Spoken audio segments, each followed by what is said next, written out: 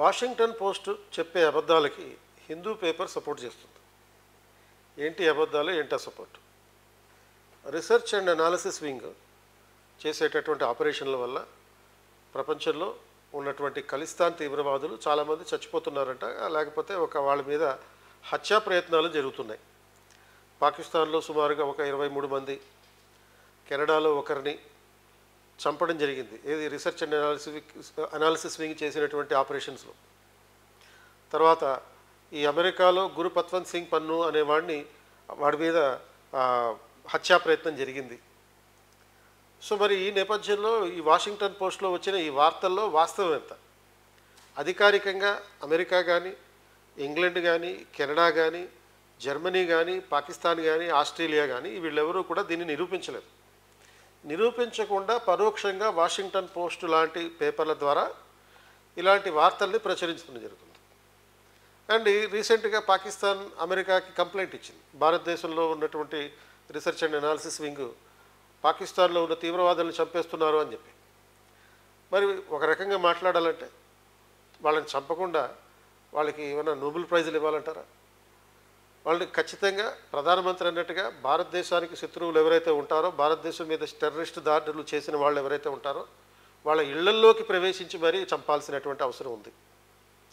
So మరి ఈ నేపథ్యంలో ఈ వాషింగ్టన్ పోస్ట్లో ఉన్నటువంటి ఈ వార్తల్ని ఉటంకిస్తూ హిందూ పేపర్లో వచ్చిన ఒక కథనంలో ఏం చెప్పారంటే, ఇలాంటి పరిస్థితుల కారణంగా ఆ దేశాలతో మనకున్న సత్సంబంధాలు తెగిపోతాయి అని అంటున్నారు.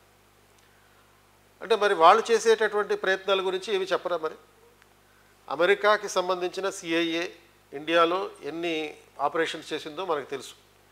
డైరెక్ట్ కథనాలు కానీ, ఇండైరెక్ట్ కథనాలు కానీ చెప్తున్నటువంటి అంశాలు అనేకం ఉన్నాయి.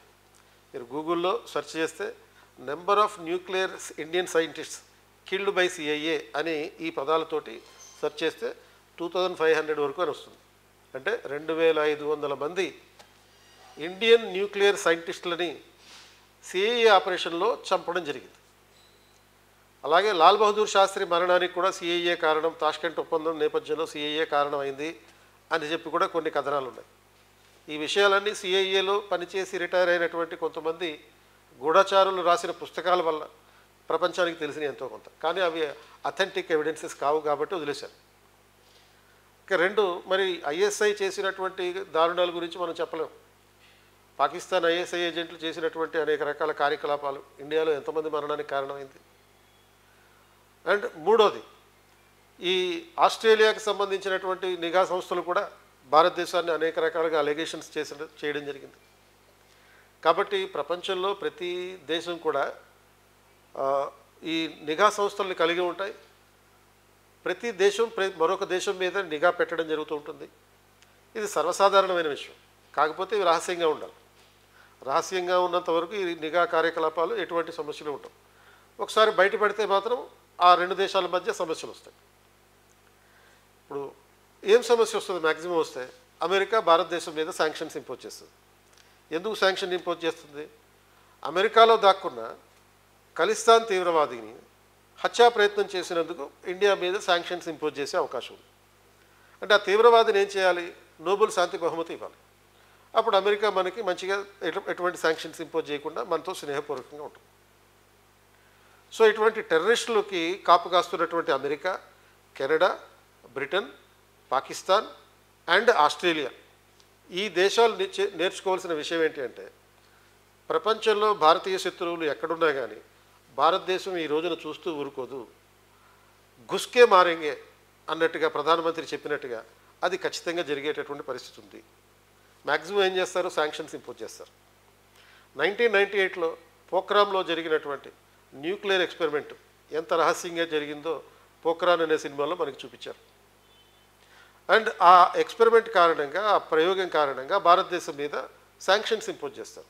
శాంక్షన్స్ ఇంపోజ్ చేయడం వల్ల మనం ర్యాకెట్లలో ఉపయోగించాల్సినటువంటి క్రయోజెనిక్ ఇంజన్లు రష్యా నుంచి తెప్పించుకోకుండా, అంటే ఇంపోర్ట్ చేసుకోకుండా అమెరికా అడ్డం పడింది. దానివల్ల భారతదేశం ఏం చేసింది? సొంతంగా ఈ క్రయోజెనిక్ ఇంజన్లు తయారు చేసుకుని ఈ రోజున ఆత్మనిర్భర్ భారత్ పేరుతోటి మనం ఇప్పుడు రాకెట్ ఇంజన్లు తయారు చేసుకుంటున్నాం. స్పేస్ ప్రోగ్రాంలో ఆత్మనిర్భర్ భారత్ సాధించాం. అండ్ ప్రపంచంలోనే అతిపెద్ద 6వ దేశంగా అవతరించడం జరిగింది ఈ స్పేస్ ప్రోగ్రాంలో. కాబట్టి వాళ్ళు ఇవ్వలేదు అన్నారు. ఇవ్వకపోతే మనమే సొంతంగా తయారు చేసుకున్నాం.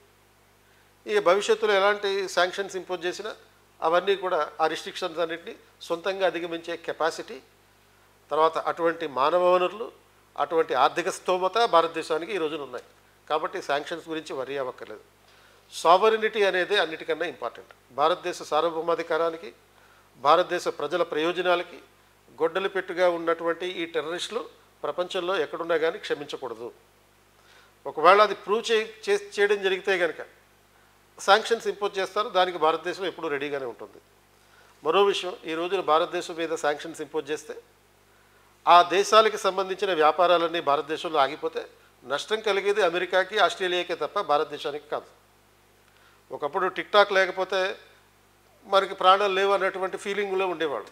కానీ చైనాకి సంబంధించిన ఈ టిక్టాక్ అనే యాప్ని బ్యాన్ చేయడం వల్ల ఎవరు చచ్చిపోలేదే.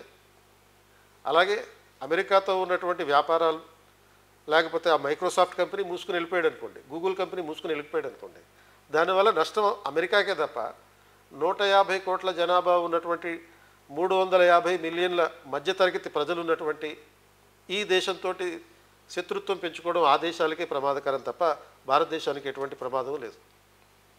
అండ్ అంతేకాకుండా ఈ రోజున భారతదేశం ఒక ఆత్మనిర్భర్ భారత్ అనేటటువంటి ఒక పద్ధతిలో వెళ్తున్నాం. అండ్ ఐఎంఎఫ్ అంచనాల ప్రకారం 2027 నాటికి భారత్ అతిపెద్ద 3వ ఆర్థిక వ్యవస్థగా ఎదిగే అవకాశం ఉంది. అలాగే థర్డ్ లార్జెస్ట్ ఎకానమీ, అంటే అతిపెద్ద ఆర్థిక వ్యవస్థగా ఎదగడమే కాకుండా $5 ట్రిలియన్ ఎకానమీగా దాటి $10 ట్రిలియన్ ఎకానమీగా కూడా మారేటటువంటి పరిస్థితులు ఉన్నాయి. 2047 నాటికి అభివృద్ధి చెందిన దేశంగా మారుతుంది. అంటే రాబోయే 3 సంవత్సరాల్లో భారత్ అతిపెద్ద 3వ ఆర్థిక వ్యవస్థగా ఎదిగినటువంటి పరిస్థితుల్లో ఈ దేశంతో ఆ దేశాలు శత్రుత్వం పెట్టుకోవడం, శాంక్షన్స్ ఇంపోజ్ చేయడం అంటే మనకి శిక్ష విధించి బాధ వాళ్ళు అనుభవించడం లాంటిది అవుతుంది.